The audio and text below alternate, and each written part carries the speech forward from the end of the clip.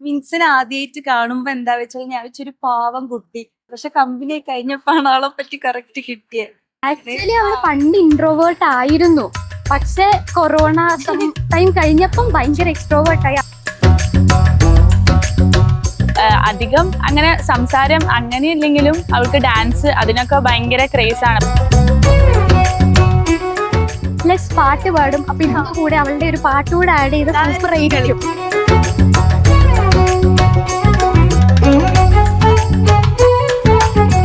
പാട്ടുപാടൊന്നുമില്ലേ?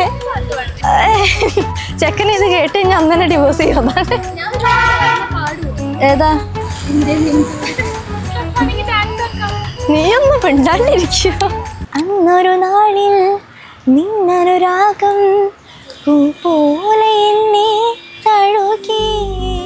ആ കുളിരിൽ ഞാൻ ഒരു രാക്കിളിയായി അറിയാതെ സ്വപ്നങ്ങൾ കണ്ടു.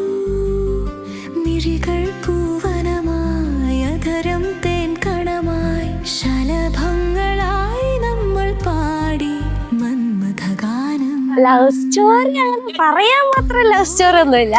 ശരിക്കും ഒരു 5-8 വർഷം മുന്നേ കണ്ടതാണ്. പക്ഷെ ഞങ്ങൾ സെറ്റായിട്ട് 4 വർഷമായിട്ടുള്ളൂ.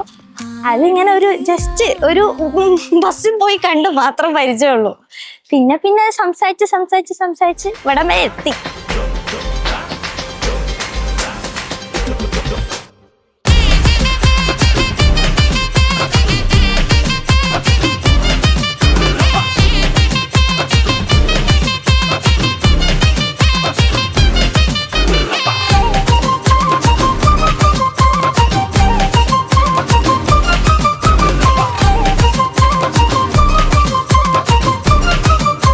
സങ്കടമുണ്ട്, അതേപോലെ ഭയങ്കര സന്തോഷമുണ്ട്. ബ്രൈഡായിട്ട് കാണുമ്പോൾ ഭയങ്കര സന്തോഷമുണ്ട്, ഭയങ്കര മെച്ചറായിട്ട് തോന്നുന്നുണ്ട്.